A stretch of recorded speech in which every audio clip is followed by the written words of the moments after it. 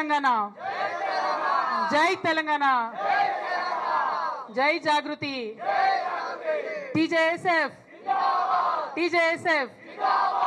Thank you. చాలా మంది ఇంకా జాయిన్ అయ్యే వాళ్ళు ఉన్నారు. కాకపోతే మీడియా మిత్రులకు సంబంధించి కొంత మెసేజ్ ఇచ్చిన తర్వాత మళ్ళీ ఇక్కడే ఉండి అందరం జాయిన్ అవుదాము. ఇవాళ షేర్లింగంపల్లి, కూకట్పల్లి నుండి పెద్ద ఎత్తున తరలి వచ్చినటువంటి విద్యార్థులందరూ కూడా హృదయపూర్వకంగా కృతజ్ఞతలు తెలియజేస్తా ఉన్నాను. ఎందుకంటే తెలంగాణ జాగృతి అనే సంస్థ ముందు నుండి కూడా తెలంగాణ కాన్షియస్నెస్ని కాపాడడం కోసం, తెలంగాణ అస్తిత్వాన్ని కాపాడడం కోసం పనిచేస్తున్నటువంటి ఆర్గనైజేషన్. ఈ ఆర్గనైజేషన్ని స్ట్రెంథెన్ చేయడానికి, స్టూడెంట్ ఇష్యూస్ మీద పర్టికులర్గా ఫైట్ చేయడానికి వచ్చినటువంటి వారందరికీ ధన్యవాదాలు. బీజేవైఎం నుండి సాయి అనే అబ్బాయి తను జాయిన్ అవుతున్నాడు. మరి సందీప్, వర్షిత్,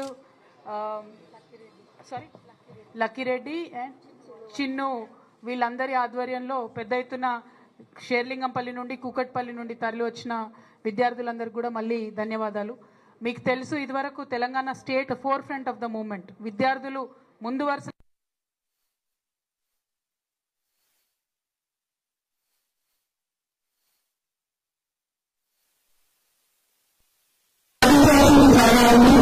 ఖచ్చితంగా సామాజిక తెలంగాణను సాధించేటటువంటి క్రమంలో మళ్ళీ ఒకసారి విద్యార్థులు ముందు వరుసలో ఉండాలని నేను మనస్ఫూర్తిగా కోరుతున్నాను. ఆ క్రమంలో ఇవాళ టీజేఎస్ఎఫ్ లో జాయిన్ అయినటువంటి మనందరం కూడా పనిచేయాలని చెప్పి నేను మీ అందరినీ కూడా కోరుతా ఉన్నాను. అంటే ముఖ్యంగా మనందరికి తెలుసు, చాలా డిగ్రీ కాలేజెస్ నుండి మీరందరూ వచ్చిండ్రు.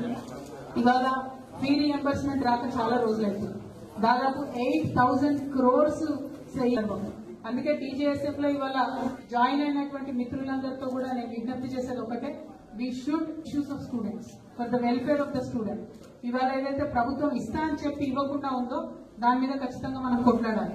దానిలో ప్రధానంగా ఒకటి ఫీ రీఎంబర్స్మెంట్ అయితే, ఇంకొకటి రేవంత్ రెడ్డి గారు ప్రామిస్ చేసింది ఏంటంటే విద్యా భరోసా కార్డు ఇస్తాం మేము. దాంట్లో ఏం చేస్తామంటే ఫీజు కడతాం స్టూడెంట్స్ కి, దాంతో పాటు ఒక 5 లక్షలు క్రెడిట్ కార్డు లాగా ఇస్తాము ప్రతి స్టూడెంట్ కి, మీరు ఎక్కడంటే అక్కడ దాన్ని స్పెండ్ చేసుకోవచ్చు అని చెప్పి వాళ్ళు వాగ్దానం చేయడం జరిగింది. ఇవాళ టీజేఎస్ఎఫ్ నుంచి మనం గుర్తు చేయాలి మళ్ళీ ఒకసారి గవర్నమెంట్, మీరు ఈ ప్రామిస్ చేసిండ్రు, చెప్పినట్టుగా చేయండి అని గుర్తు చేయాల్సినటువంటి సందర్భం. టీజేఎస్ఎఫ్ అంటే ఒక మెరుపులాగా ఉండాలి, టీజేఎస్ఎఫ్ అంటే ఒక ఉరుములాగా ఉండాలి. డెఫినెట్ గా టీజేఎస్ఎఫ్ ఏదైనా కార్యక్రమం తీసుకుందంటే గవర్నమెంట్ 2 సార్లు ఆలోచించే విధంగా పని చేయాలని చెప్పి మీ అందరినీ కూడా నేను రిక్వెస్ట్ చేస్తా ఉన్నాను. మరి మీ అందరికీ తెలుసు గవర్నమెంట్ ఏం మాట్లాడుతుంది. ఇవాళ మొన్ననే రేవంత్ రెడ్డి గారు ఏమంటారు, బీసీల కోసం 1.5 years నుంచి మనం జాగృతి నుండి ఫైట్ చేస్తున్నాం. దాని రిజల్ట్ ఏమైంది, వాళ్ళ అసెంబ్లీలో 2 బిల్స్ పెట్టుకున్నాం. ఆ బిల్స్ వెళ్ళి ఇప్పుడు సెంట్రల్ గవర్నమెంట్ లో స్టక్ అయ్యాయి. అవి అక్కడ ఉన్నప్పుడే ఇక్కడ లోకల్ బాడీ ఎలక్షన్స్ పెడతా అని చెప్పి రేవంత్ రెడ్డి గారు మాట్లాడుతూ ఉన్నారు. తెలంగాణ జాగృతి నుంచి డిమాండ్ చేస్తా ఉన్నాం ప్రభుత్వాన్ని మేము, బీసీలు, తెలంగాణ బీసీ బిడ్డలు కొట్లాడి తెచ్చుకున్నటువంటి ఈ బిల్లులు పాస్ అయినాయి కానీ ఇంప్లిమెంట్ అవుతలేవు. అవి ఇంప్లిమెంటేషన్ కాకుండా లోకల్ బాడీ ఎలక్షన్స్ పెడితే మాత్రం మేము చూస్తూ ఊరుకోము. ఖచ్చితంగా బీసీలకు 42% రిజర్వేషన్ ఇచ్చిన తర్వాతనే లోకల్ బాడీ ఎన్నికలు పెట్టాలని కూడా ప్రభుత్వం నుంచి డిమాండ్ చేస్తా ఉన్నాం. మరి ఒక పక్క ఇది ఇంప్లిమెంట్ చేయలేకపోతున్న సీఎం గారు నిన్న ఒక స్టేట్మెంట్ ఇచ్చింది. చాలా కామెడీ ఉంటది మన సీఎం గారి కథ. ఏం చేసింది ఆయన రేవంత్ రెడ్డి గారు అంటే వెళ్లి కర్ణాటక చీఫ్ మినిస్టర్ సిద్దరామయ్య గారికి, డీకే శివకుమార్ గారికి కాస్ట్ సెన్సస్ ఎట్లా చేయాలో ఆయన నేర్పిస్తారు. సరే పోనీ ఆ కాంగ్రెస్ వాళ్ళ కథ ఎంతో మంది నిజంగానే నేర్పించిందని మనం అనుకున్నాం. మన సీఎం గారు స్టేట్మెంట్ ఇచ్చిన గంటకే రాహుల్ గాంధీ గారి దగ్గర నుంచి ఒక ఫోటో రిలీజ్ చేసి, అందులో మాత్రం ఆయన లేడు, సీఎం లేరు, ఓన్లీ రాహుల్ గాంధీ, డీకే శివకుమార్, అట్లనే సిద్దరామయ్య గారు ఉన్నారు. అంటే ఈయన అన్ని అబద్ధాలే చెప్తున్నాడు. అక్కడికి పోయినా అని చెప్తున్నాడు కానీ వాళ్ళ పార్టీ వాళ్ళే కామెడీ చేసి ఆయన లేనటువంటి ఫోటోని రిలీజ్ చేసింది.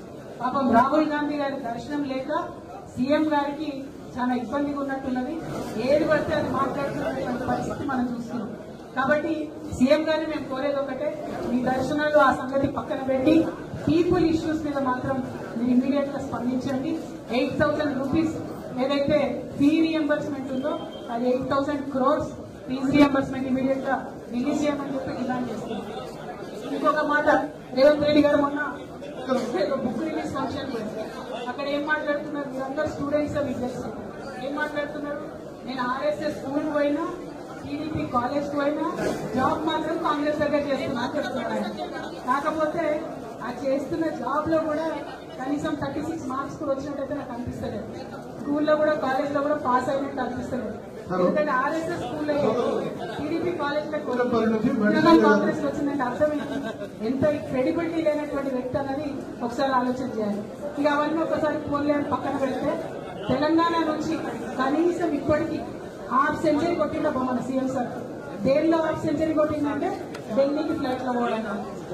కనీసం తన మంత్రులను తను డిసైడ్ చేసుకోలేనటువంటి సీఎం గారు, మంత్రుల శాఖలను డిసైడ్ చేసుకోలేనటువంటి సీఎం గారు, బలహీనమైనటువంటి ముఖ్యమంత్రి ఎప్పుడు కూడా రైట్. ఆఖరి ముఖ్యమంత్రి కిరణ్ కుమార్ రెడ్డి గారు కూడా